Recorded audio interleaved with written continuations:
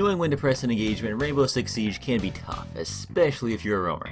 If you time an engagement right, you grab the kill or kills without so much as a scratch. Time it wrong and you get completely facialed before you can even acquire your target. So what factors go into timing your engagements? Patience is a learned skill in this game, and while many times is the way to go, knowing when to yell Leroy Jenkins and run in Han Solo style can turn a bad situation into a victory. Now, there's a few things to talk about here, and obviously different situations call for different tactics. Let's say, for example, there's an attacker at a window. Depending on their positioning, they could have an incredible sightline advantage over you, especially depending on the map.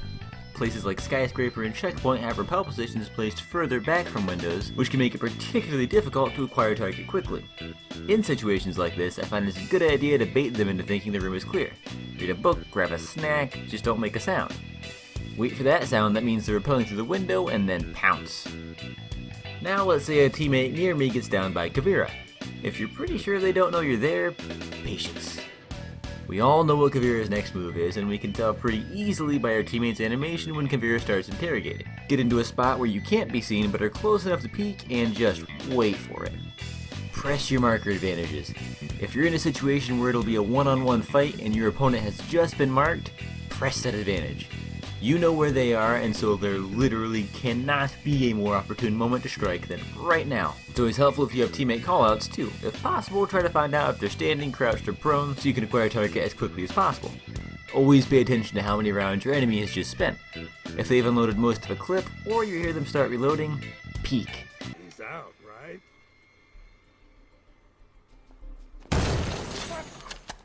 It takes long enough to switch to a sidearm that you should have them dead to rights 9 out of 10 times.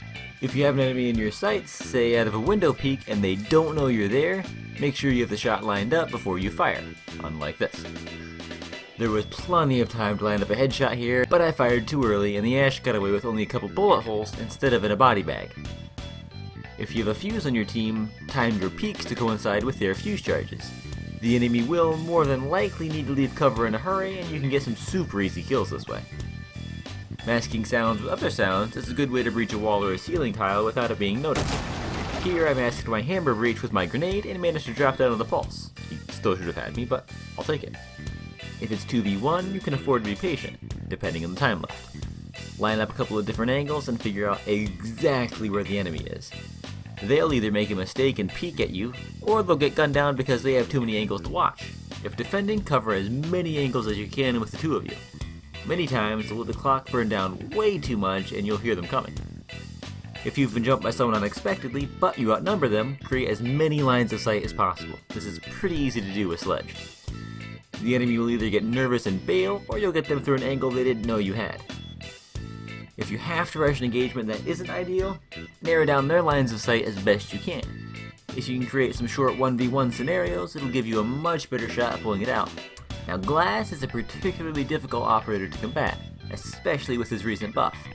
He can acquire targets super fast with his thermal scope, so you really have to either hope he misses one shot and you don't, or flank him. That about does it for this episode of School of Tactics. Have any ideas for future episodes? Let me know in the comment section down below.